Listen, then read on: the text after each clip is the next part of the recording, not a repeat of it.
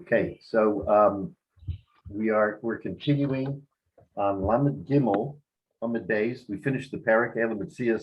Baruch Hashem, we finished the second parak of Bava Metzia last week, and we turned the page to another very famous parak, Hamafkid Esel Chavero, which is taught very early on in a child's life because of the presentation therein and sort of the thinking that goes into what the Mishnah and the Gemara are trying to tell us.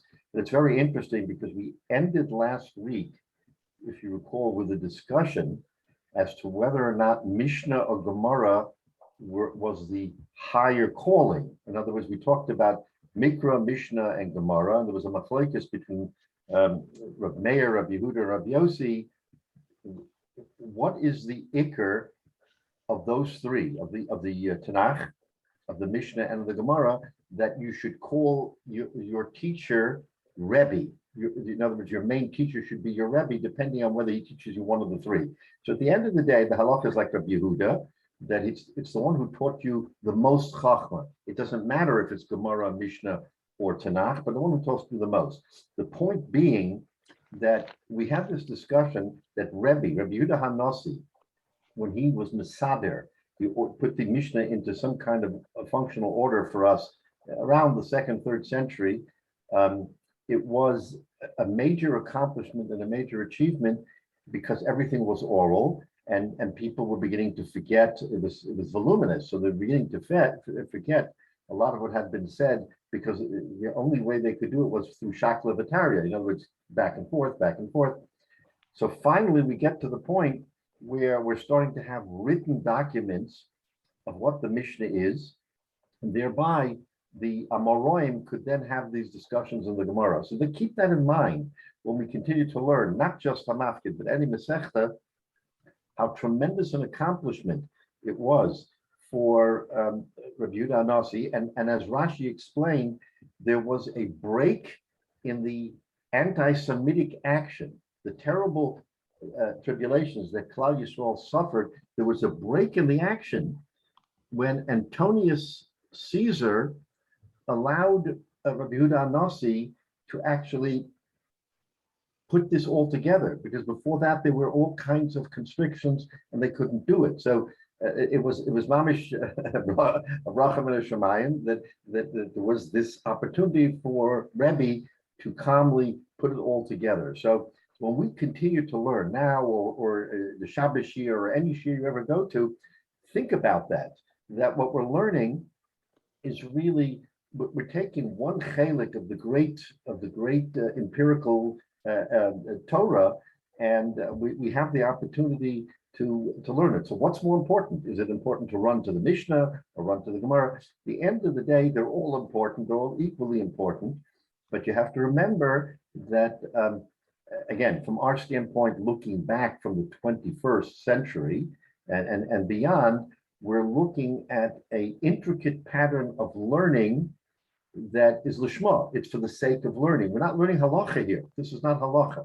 Halacha comes later, and this is the basis for halacha, of course. But it widens the mind and educates us to all the different things that the Torah has to offer. Now, Bava Metzia is finished, so we completed the study of Metzias and all the aspects of finding a Metzia. What do you do? How do you do it? What's the timing? So we've sort of turned the page on that, and now with Hamafkid, the Gemara is now, the Mishnah and the Gemara are now going to break down for us the categories of, or so classes or categories of individuals who they don't find something, they have it bershus, they have it through the owner. But now we're going to see the connection of the responsibilities that people have to a person who either lends or lends or rents something to someone else. Now we're going to see the connection of what people's responsibilities are to other people. This is what Hamafkid is about. So we're going to start the Mishnah, and just to outline, we're talking about, we basically have four classes or groups of people that the Mishnah will talk about. We have a Shomer Chinam, a Shomer Sachar, a Socher, and a Shoel. A Shomer Chinam, again, very simply put, because the Gemara will flush this out. Shomer Chinam is someone who borrows. Excuse me, Rabbi. Yes. Can I ask you a question? This may not be a good question, but when Rabbi Yehuda Nasi put these together in the sequence, says that Elam Metzios comes before Hamafkid. It sounds like Hamafkid could have come before Elam Metzios as well. Does that make any sense to say that there was some reason why you should learn Elam Metzios before Hamafkid? Well, yes and no. I mean, Elam Metzios is really the very detailed study of what our responsibilities are as Klal Yisrael from the psukim that we've learned in the Torah to make sure that everything that we do correctly for our fellow man, and specifically when it comes to finding. So we spent an inordinate amount of detail to try to understand that. Could that have come after Hamafkid? It quite possibly could have, because Hamafkid really turns the page and tells us, you know what? We're not talking about finding. Now we're talking about two people who are transacting, and the question is, what is their relationship to each other, and what is their achrayus? What is their responsibility to each other? So you're right, Jay. In theory, this could have come before Elam Metzias, and we could have had this discussion, and then gone to this discussion of Metzias, of what happens when a person loses something. I don't know that there's a logical connection of one before the other. But Rabbi Yehuda Nasi, maybe with further study we'll understand. Maybe we should dig into it a little bit why he did it. But again, you start with Shnai Mochsen. I mean, we started with the whole debate of whether or not who owns something if two people engage. Remember, this is all about the relationship between people. In other words, what's my achrayus to you, your achrayus to me, or to a third party? So when you start with Shnai Mochsen, and then Elam Metzias, and then Hamafkid, and then from there we're going to go on to other Mesechtas, other Parakim later on. One can argue that ein muktim amucher, that maybe there isn't a logical step-by-step connection. And we can look into that. We can sort of see whether or not that was meant intentionally.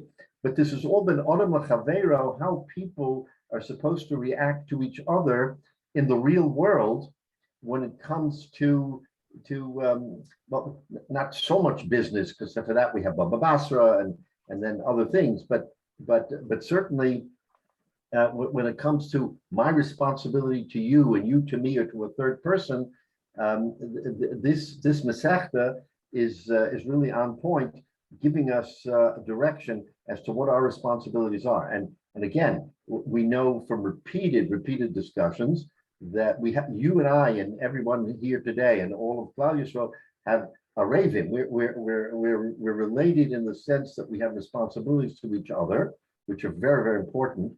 But the one responsibility, and we saw this highlighted last week as we were finishing the parak, our biggest responsibility is to ourselves and to our families, is that we are number one, even when it comes to dealing with your Rebbe, your father, the things that are of the highest importance and chashivas to a person himself has to take care of himself first. We've seen that time and again in the Gemara, that you don't shirk your responsibility for somebody else. So, it's a lesson in life. It really teaches us a lot about what our priorities are and what the Rebbeinu Shalom expects from us. And everything is backed with psukim. It isn't just pulled out of thin air. We have psukim in the Torah that really support all of the contentions that we make. So anyway, back to Hamafkid. So we have what's called the four shomrim, the four categories. Shomer Chinam, Shomer Sachar. We'll define that. A socher, someone who rents for money, and hashoel, and someone who borrows without money. So there is a different standard of care that the Mishnah is telling us is warranted for each of those four categories. And we'll talk about that in more detail, but just to understand is that each category has certain responsibilities and therefore has certain, I would say, they have responsibilities to the owner, but they also have certain sort of catch-alls that they're exempt from. In other words, it's reciprocal.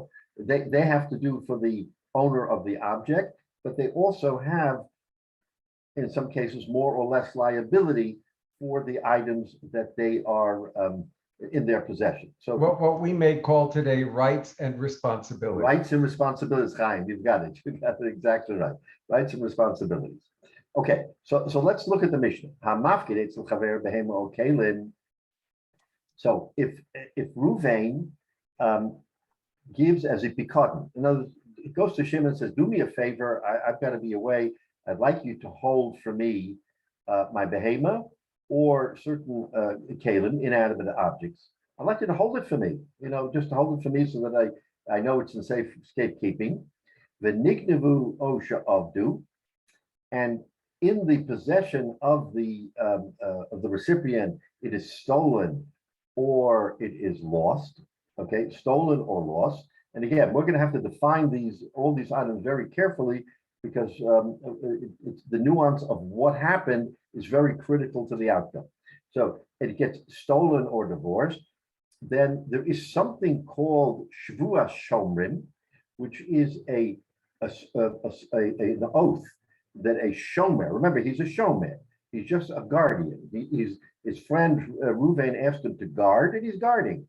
So the shvuas shomrim is something that he can undertake. Shilin le'rotza l'shalem, if he wants to pay for it.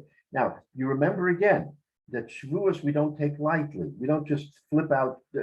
Oh, I swear, blah blah blah. That's not the Jewish way. Using the Shem Hashem, we are very careful that it's not used sort of cavalierly. You can use it when you have to use it, but oftentimes a person says, "You know what? I know that I have no bearing or responsibility here, but I don't want to make a shvua. I'm against making a shvua, so I'd rather pay for it and get it off my back and not worry about it instead of making a shvua or not." So if he pays for the object cost $100 and he doesn't want to swear, why? Because we say the klal is that a shoy mechinam, of which he is, because he's simply a man who is guarding his friend's item. He doesn't get any money for it. He's not hired. It's just a friendly act. He's called a shomer chinam. So we say the rule is that a shomer chinam can swear and he doesn't have to do anything. So if he decides to pay rather than swear, we allow him shilam shava, and he doesn't have to do anything. Now, what's the upshot of that? Why is that important? Nimtza haganav. Now the search is on, and they find the ganav. So in halacha, mishalem tashlume kefel. There's a pasuk which we'll see, which tells us that when he is found, as long as he does not admit, now he has a way out. But if he says, "I didn't steal this," then mishalem tashlume kefel, they find him guilty, and he has to pay double the amount. So if the value of the item was $100, he has to pay $200. That's what he has to pay. Okay, now who he pays it to? We'll see in a minute.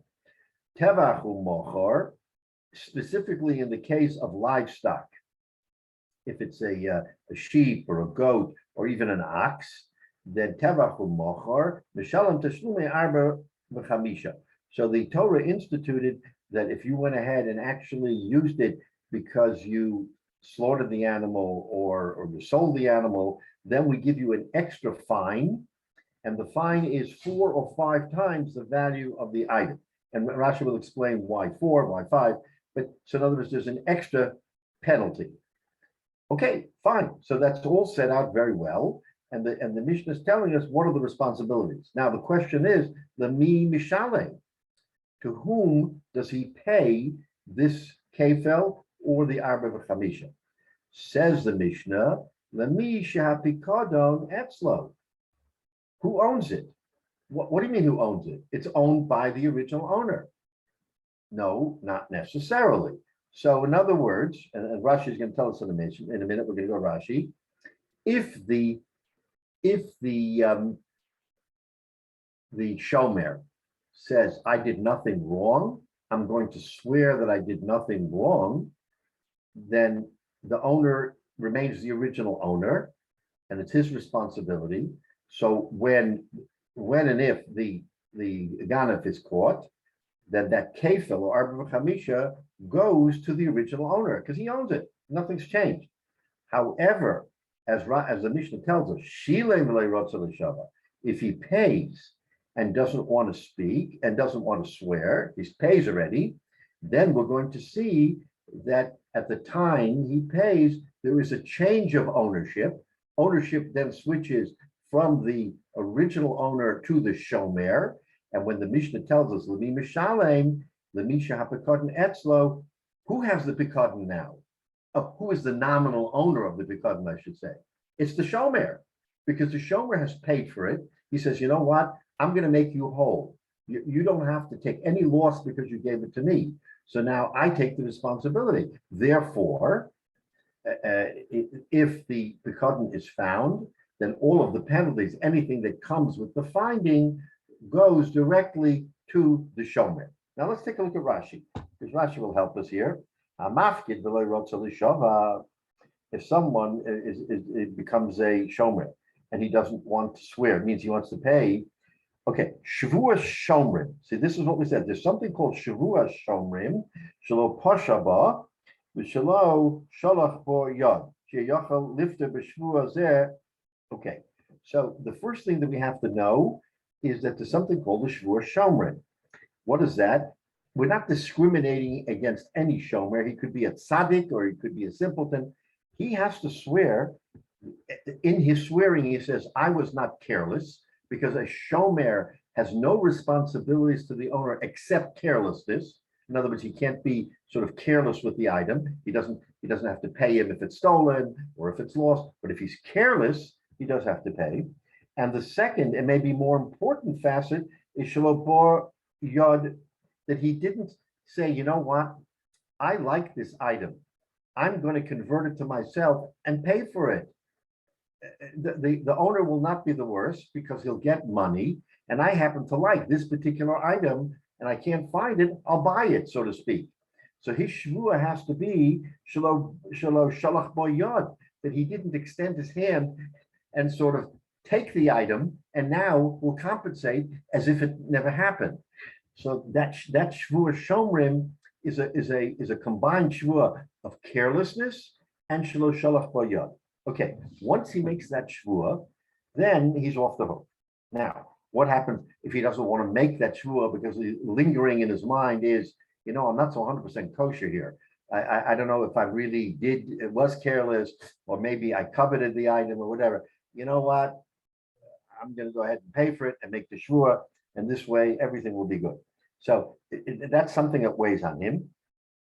So depending on what he does, whether he swears or not, the Mishnah says that when it's found, it's returned l'misha b'koden etzlo. Now, this is very important, this Rashi. The kivan, the shilein, since he paid, we're assuming he paid, right? Since he paid, kona kol tashlumeha, he is kone, he becomes the owner of the payment. So this Rashi is alerting us to the fact that something happened at the time he paid, i.e., he made a kinyan.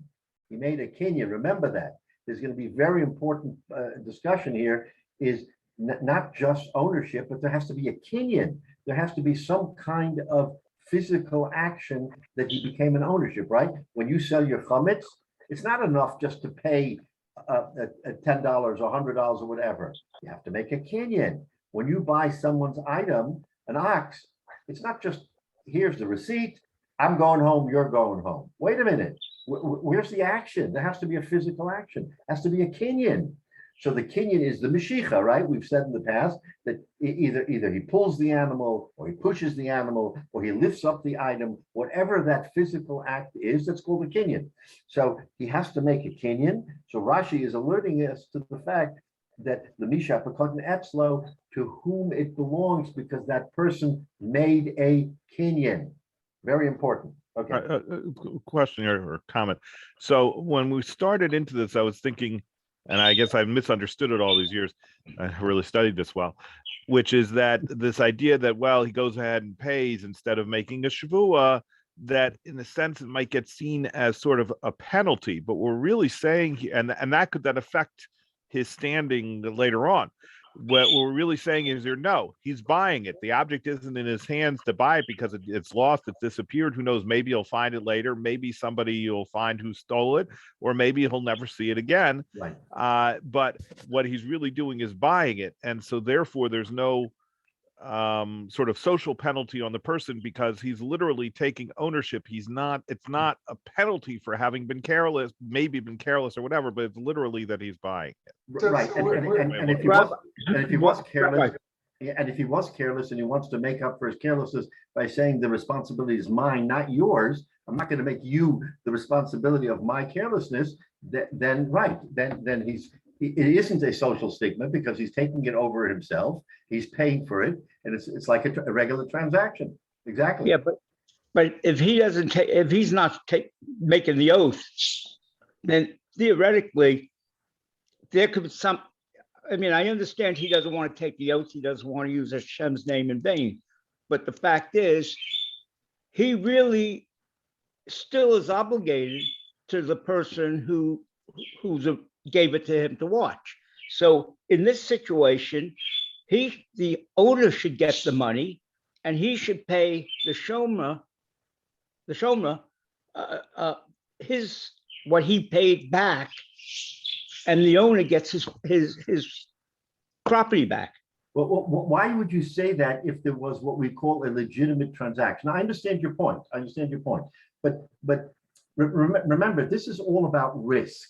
So let's say that I gave you a gem that's worth $1,000, and I said, you're my good friend, just hold this for me. And unfortunately, it's gone. Now, I say to you, what happened? And you say, I really don't know. I had it under safekeeping. And then the next time I looked at it, it was gone.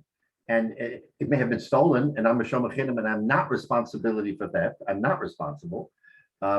Someone may have surreptitiously, or maybe a child came and picked it up and walked away with it and something. Again, I'm only responsible for not being careless, that I shouldn't be careless in holding your item or convert it myself because I want it. So other than those two things, I did you a favor. I held it. So the owner says, you know what? Chaval. So the Torah says, I mean, through Psukim, that the shomer, he can't just willy-nilly walk away. He said, it's not here, goodbye. There has to be some accountability. What's the accountability? He can make a shvua shomrim, which was created for the purpose of making sure that he did not convert it, or as many people do, and say, you know what, I just don't, lo sisa Hashem lashav, I consider it lashav, God's name in vain, in any event, even if what we would consider a legitimate swearing, I just won't put God's name in vain. I'd rather take the fall, make the penalty, and he means it in all good faith. He's not doing it to circumvent. He says, I just won't swear. So the Torah is telling us that we have a circumstance where the burden has shifted from the owner to the shomer. The shomer is the one who's got to respond to the owner. Either I'll pay you or I'll swear. It isn't up to the owner to say, you know what, I'm good with it. We don't give the owner that responsibility. We have shifted that responsibility to the shomer. And we say that if he swears and says that I did not take it, then the owner has no choice but to say, chaval, I lost it. I'm the owner. If it ever comes, I'll get it back. Okay. But we give the shomer that opportunity to say, I'm not going to swear. It's just not within me to swear. I will pay you. And we'll see in more detail now what the owner's responsibility is, because the owner is about mitigating his risk. He has now given this gem, expensive gem, and he's out, the gem and he has nothing to show for it, he may well say, you know what? I just want my gem back. I don't care for anything else. If you're willing to pay me, I'm willing to accept it, and I'm willing to transfer ownership through a kinyan to you, Shomer, and you take the chance, whether or not it gets found or not gets found. I'm off the hook. I have what I have, and you have the opportunity. Why would the Shomer do it? Well, he would do it because he's a good guy, but because there is the potential for kefel. If you find the Ganav and you convict him, then he's made a profit. He's actually made a profit because he paid 1,000. He's going to get back 2,000 kefil. So this becomes a regular transaction between two people. Yeah, Chaim. No. So we're saying the shomer who the item was stolen from under him, and he elects to pay rather than make a shavua. That payment is like Meshicha, right? It has the same force as Meshicha. That's what we're saying, correct?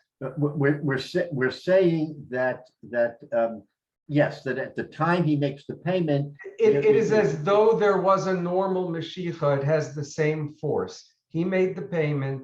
Now this item is his. A kinyan has happened, and the item is his. Can the owner come and say, not so fast? I mean, only a month has gone by. It's possible that the guy will be caught. And if so, I want any penalties that may ensue. So I'm not accepting your money. Things are still going to be in stasis until we wait and see. Yeah, he can definitely say that. He can definitely say before any kinyan has transpired. But I mean, you're saying the seller, you're saying the guard, the shomer is the one who now has the right and responsibility. I mean, he can either swear and be off the hook, or pay and be off the hook. Okay. Right. But I'm saying so that's, it all shifts to the guard, to the shomer. Does the person who gave the shomer the object have any rights in this matter? Yes, he does. He can say, you know what, my friend Shimon, just forget about it. Okay, I gave it to you, and I'm willing to accept all the responsibilities. He still is in control. I'm not taking your money. I appreciate it, but I'm not taking your money. It's not your fault, and just let's leave it alone. Right. Exactly right. All right. But the approach of that's correct. The approach of the Mishnah, however, the way the Mishnah is looking at it, it's about mitigation of risk. In other words, how can the owner mitigate his risk? That's the approach of the Mishnah, and the Mishnah is giving us to understand. How can the owner mitigate his risk, or how does the owner mitigate his risk? Meaning, all I want is my gem. I don't need anything else. And so the borrower says, you know what? I am. You're right. It's not fair. It was in my possession when it got lost. So I'm the one who has to take responsibility. If the owner says, I don't want to take any responsibility, nothing, of course he controls it. It's still his. It's still his until it's not. So if he says, forget about it, don't worry about it, then he remains the owner. And depending on what happens in the future, he either gets it, he gets kefil, he doesn't get kefil, whatever. So in so doing, he's let the shomer off the hook of either having to pay or make a shvua. Correct. Okay. But he should still have to swear, because if he's sure that he has done everything in his power to keep it, when you're entrusted with somebody's property, that's a responsibility more so than you're the owner of it. So if somebody gives me a diamond to watch for them, I'm going to make sure that I put it in a safe place, in a safe or in a bank or somewhere that it's not going to be stolen.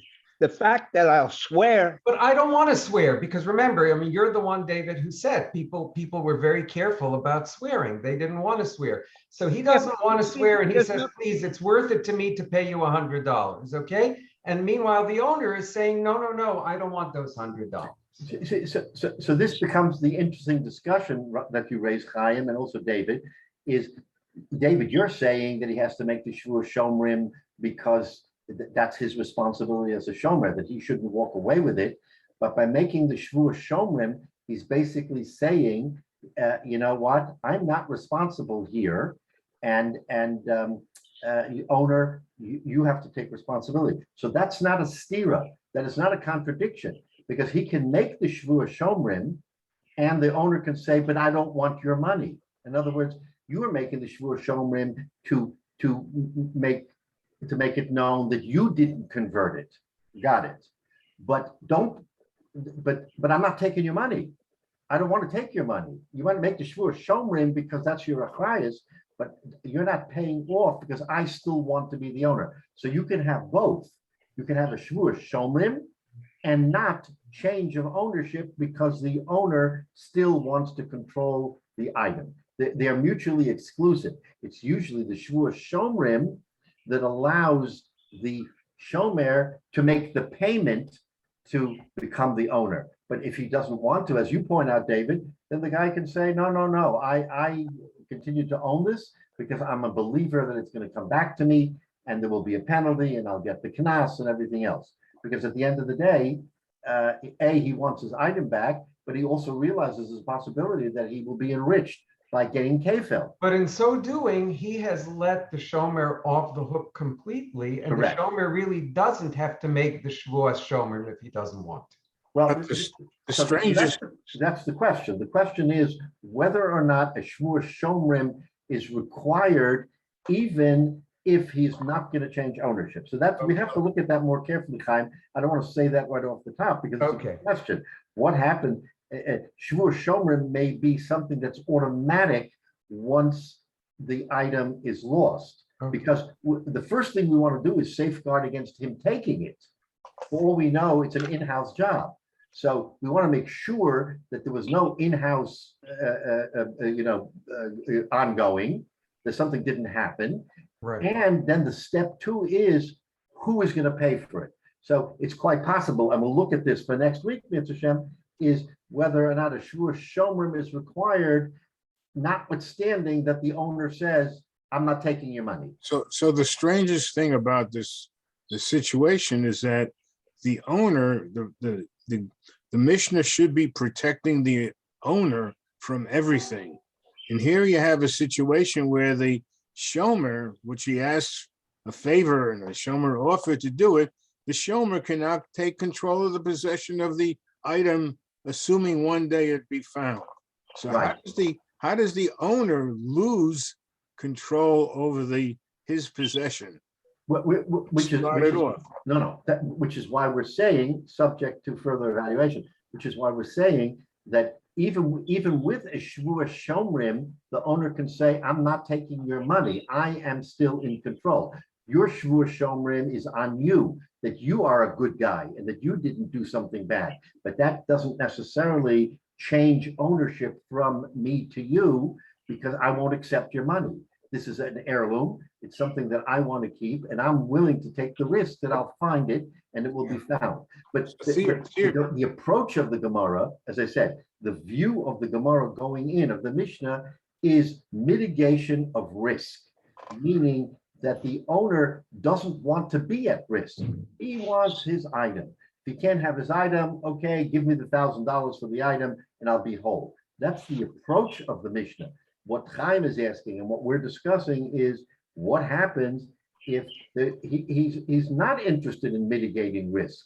He's interested in the item, but yet the shomer is not willing to pay for item. At some point, that item is going to have a dollar value that will replace it. Because if you never find it, you're not going to find it. You're just not going to find it. So rather than losing $1,000, he's willing to take the $1,000 and say, Chaval, I have $1,000, I'll move on. So but the interesting thing is that if there was no shomer involved and the item was stolen, then the owner will get more return than and he has to get it returned plus the kefil and so on. The minute you throw a shomer, he's taking a risk. He's taking a risk and he'll never get it back. Well, but he owns it. He didn't expect it to be stolen, let's say. No. But once it's gone, he may never see it again. And then, so it's about balancing the risk. Is he willing to risk the $1,000 that he'll never get it back?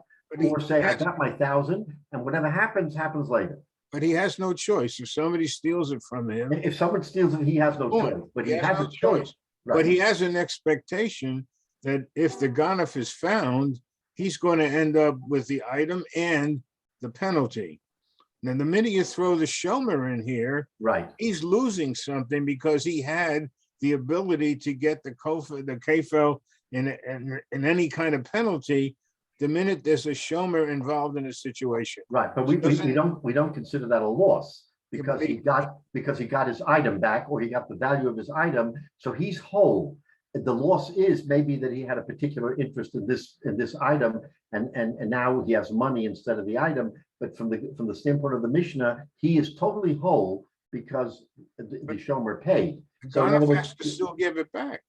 what? The ganef still has to give it back, and That, normally right, and that's why the Mishnah said, "Lemi mishalem." The ganef, to who does he pay? Says the Mishnah, "Lemisha hapikadon etzlo."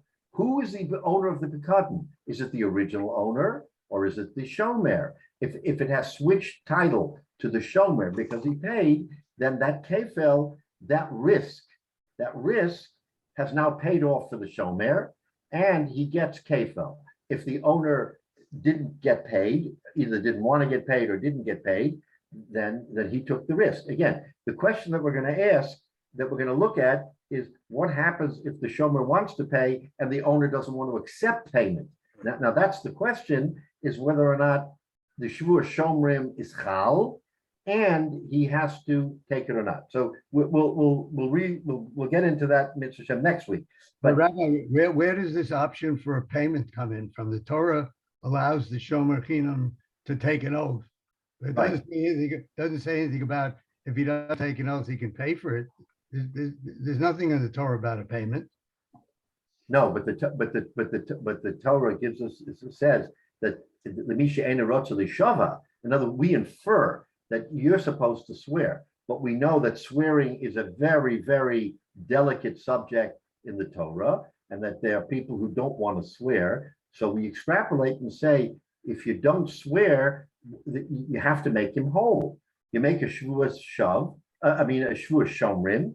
Make a shvuas shomrim. You say, I did not convert. But if he can't make that shvuah because he personally doesn't want to use God's name or whatever the case may be, then he has to pay. So in other words, that's inferred from the language of the Torah, is that we give the shomer, who is an innocent guy here, he got no compensation, he just is helping out, and unfortunately something untoward happened.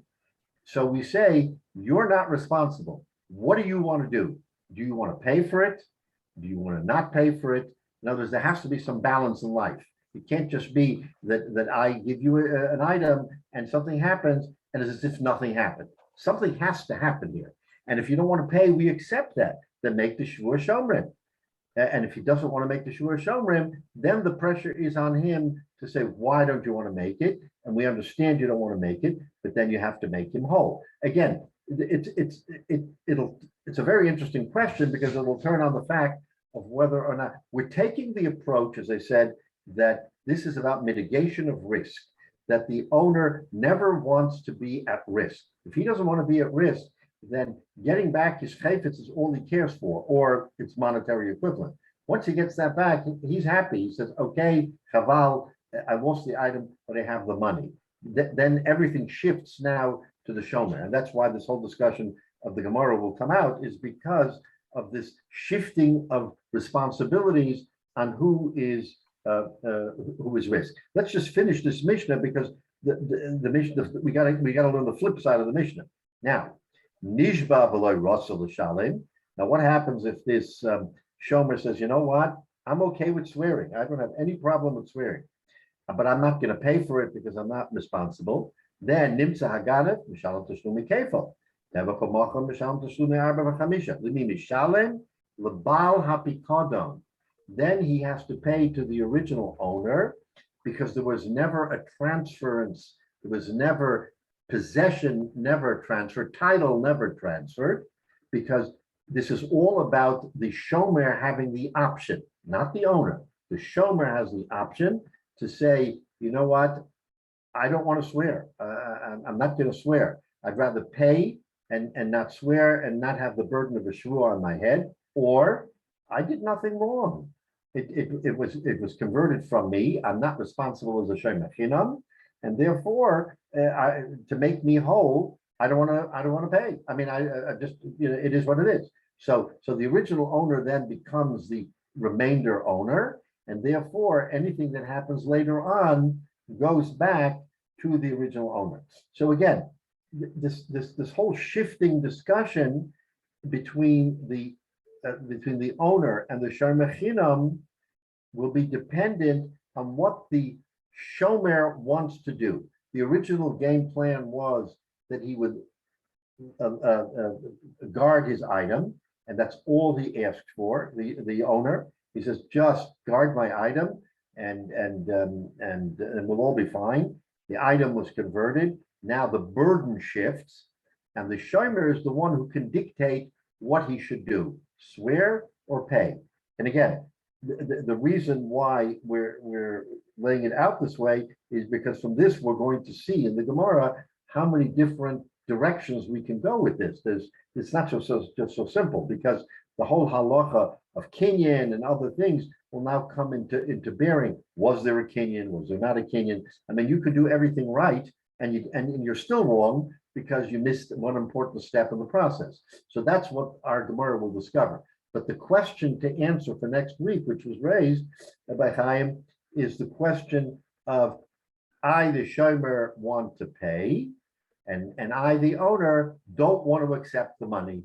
So in other words, is there a shvuah shomerim notwithstanding, and the shvuah shomerim ends without payment? Or are they intricately tied to each other because if he doesn't pay, then, or if he does pay, he can force the payment. In other words, what we're always suspicious about is, yeah, okay, he has to make a shvuah. We believe he'll make a kosher shvuah, but he really wants the item. So in every which way, he wants to be able to get out from under the situation, and he wants the item, so he'll do what he can to get the item. But the owner, on the other hand, doesn't want to give up the item.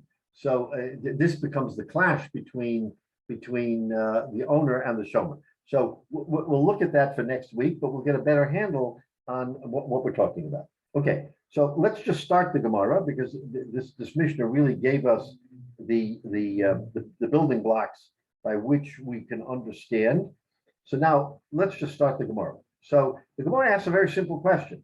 Okay, the Gemara's question here is not directly related to the discussion we just had. Okay, the discussion we had, we're going to table until next week when we get into it. The Gemara has a totally different question. Why does the Mishnah say behema or kalim?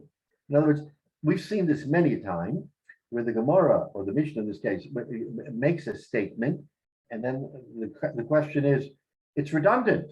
Why does it behema or kalim? Let it just say behema or kalim. Why behema or kalim? Why are we giving us a choice of two different items? There's obviously a reason behind why the Mishnah mentions two different types of items that are the subject of this discussion.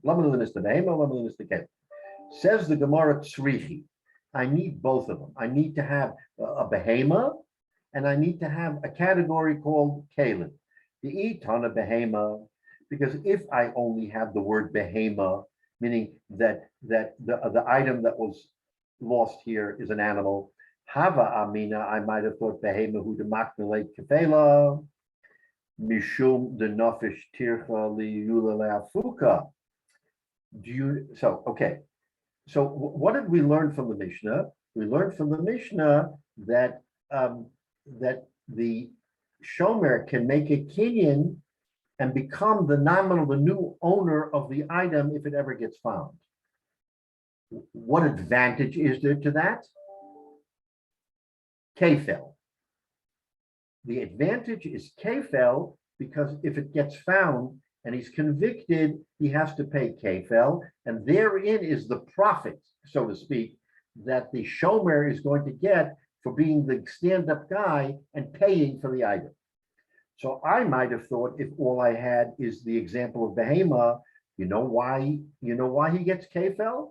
Do you know why it switches from the owner to the shomer?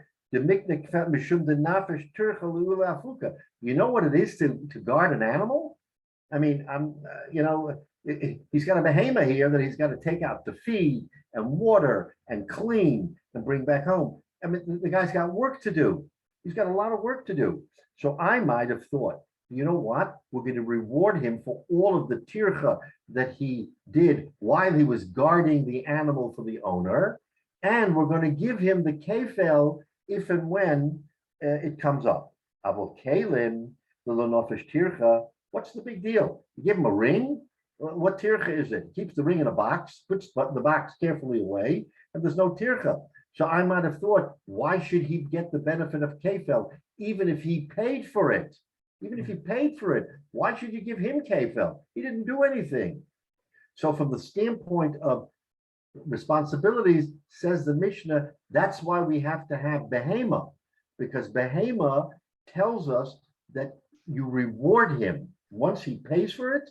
Once he pays for it, he's rewarded and he gets the kefel because he put in all the. And again, implicit in this question here, we're now saying, I mean, what the Mishnah seems to be implying without this Gemara is that even when there was a kinyan, a virtual kinyan, the original owner may still have a claim for kefel under certain circumstances. He may say, wait a minute, it's not fair. Yes, I walked away from this, and yes, I agreed. But now that the court has trebled the damages, that original object was mine, right? I mean, is that what we're saying here? That Yeah. So- We're saying that once he gave it up, he gave it lock, stock, he gave it up lock, stock, and But barrel. why isn't that assumed? I mean, I understand that it's a windfall to the owner if it's just. I mean, it's a windfall to the shomer if it's just a ring, let's say, and he now gets 3 times the damages, right? I mean, it's a windfall. Double, yeah. Double, right? I mean, in civil court they say treble the damages, but Right. but I understand that. But why? I mean, to me, too bad. I mean, once a title transfers, it transfers with all that goes with it. Why doesn't the fact that we had a kinyan negate this whole discussion? Why would So in anyone- the Hava Amina of the Gemara, kefel was a reward. Kefel was a reward to the shomer. And if it's a keli that Okay. has no work whatsoever, All right, why so are we're we saying rewarding? that's irrelevant of the virtual kinyan that took place. You're correct. Okay. You are correct. Now Okay, I see what you're saying. let's take a quick look at that first Rashi. You're right, Chaim. What does Rashi say? The miknele kefela habalim maknin the shomer. The owners give a kinyan to the shomer kefel ha'osid lihishtalem. The future kefel that will be paid could amalakamen shebishah shemasra lo the shomer amanas kain masra. When he gave him now, when is that kinyan? When he first gave him the item to hold. Reuven says to Shimon, Shimon, I want you to hold my horse for me. Here, take the reins. Shimon takes the reins. He is now kona the animal. The kinyan happened at the time of Masira when the owner gave it to him to watch, meaning at the very beginning of the whole episode, when Shimon took the reins of the animal, he made a kinyan, and the owner said to him, you know what? In the future, I'm giving this to you as a shomer. What benefit do you have for me? You're a good guy. You know what the benefit is? If something happens later on, you may be the beneficiary of kefel. So the owner doesn't have to say this. We're saying it's implicit. The It's Gemara says implicit. It's Okay. implicit. All right. Exactly. Yeah. So Shemaso Lolishma al Manaske Masro Tigno V'yirtza v'yishalim. If it's stolen and you want to pay, in other words, this is all unspoken. If you want to pay, ye kefel shalom. So in other words, we're building in the kinyan automatically at the very beginning by him taking the animal, because there has to be a kinyan. Where did that kinyan happen? You know when it happened? It happened when he took the item to watch it in the first place. and it was a Kenyan almanas, which, by the way, should already bells should be going off in your mind for next week, not for this week. What happened here? Okay, so he made a Kenyan that if something happens in the future, I have the option of paying and being the beneficiary of kefil. Let's just leave it at that, because that will bring up other issues. But what we see here is this Gemara is just trying to explain right now why the Mishnah uses behema and kalim. So we're not going to get into the weeds of the question. We're just going to say, why do you need behema and kalim? So the reason why you need behema is to tell us that, maybe a behema you get kefil because you did all this work, but not kalim. Okay, I get it. So if that's the case, then says the Gemara, the itana kalim, and if all we had was the word kalim and not behema, hava amina kalim hu demakna like kfela, minisho de no nafish kfela, mishlo de nafish kflaya. Have a behema if you tell the chamacha mishalim tishlumi dalad behei emalo. In other words, now we're going to flip the script. You know why you get kefel for kalim? Because that's the most you can ever get. In other words, for taking the risk and making the payment, you, so to speak, get the reward. What's the reward? Kefel. What's the big deal? Because if it was a behema, the reward would be far greater. It would be daled behei.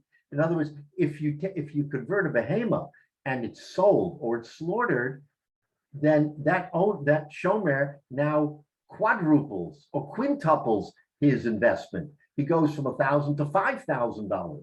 So because of that, we would have thought, you know what?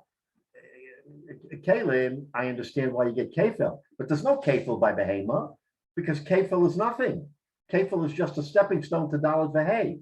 That's why the Mishnah has to tell us that no, in both cases, kefil applies. It applies by a behema, even though there's tircha, and applies by a kalim, even though you're short-circuiting daled behei. In both cases, kefil applies. So that's the answer to the question why the Mishnah uses two distinct examples: a behema, a live animal, and kalim, something that is far less, let's call it difficult or onerous to care for. In each case, kefil applies. Now, it's true, there's no daled behei by kalim. That's true, but there is kefil. But the daled behei is only by behema. So that's a side portion to our discussion, that discussion is now over. The main discussion still remains, which we're going to pick up next week, and that is the whole question of the shvua and the change of ownership and what it means that the owner is now conveying ownership to the shomer, so that the shomer becomes the owner of the property by making the shvua. And the question we're left with is what happens if the shomer makes the shvua shomrim and the owner says, but I don't want to convey it. I still want to be the owner. The approach to the Gemara is I don't want to be the owner because I want to mitigate risk. Remember, it's about mitigation of risk. But let's just say he says, forget about mitigation of risk. I want to remain the owner. Can I totally absolve you, shomer, and keep the responsibility? That's the question we're going to address. And then we're going to go further into the discussion of Now let's do a quick look at Rashi.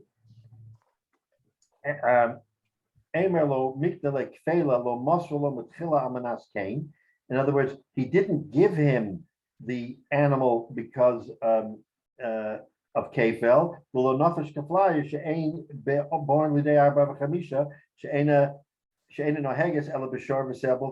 In other words, so there was never a possibility of daled vehei by kalim because there's no tevach u'machar. So is there a different outcome when you can't have tevach u'machar, only kefel? Says the Mishnah, there is no different outcome. Kefel is kefel. Either side can get kefel for behema or kalim. Just so happens that by behema you can get more than kefel if you convey, and by kalim you can't. Okay. Below nafish kaflaya she'ain born the day arbor b'chamisha she'ain. Okay, no, hey, okay, fine. So that ends the discussion. Now we know why the Mishnah has Behema and Kalim as two options, because they're two different paths in the road. And with one, I would not know the other, and with the other, I wouldn't know this one. So it has to include both a live animal that has its own characteristics and Kalim, which has different characteristics, no Daled Vehe, only Kefil. All right, so that's where we are. I mentioned next week, we're going to get into the actual discussion here of conversion and of change of ownership and what the responsibilities are. And remember, we're still only talking about a shomer chinam. We're still only talking about the very basic shomer, not the shomer sacher, not the seicher, not the shoel, not anybody else. Just the shomer chinam who's a simple guy who's willing to help somebody else out. And now he finds himself in the middle of a drama where the item was lost, and he has to make some important choices as to what he should do. And the Mishnah is going to drill down, as it were, and give us all the details. So Mishnah, next week, we'll pick it up from here. Rabbi, I'm not sure I understood all the stuff at the beginning about the future of these shiurim, this one or the other one, but I just wanted to let you know on behalf of all of us, you have been a Joshua to a bunch of guys who lost their Moshe. Thank you very much for Shikah.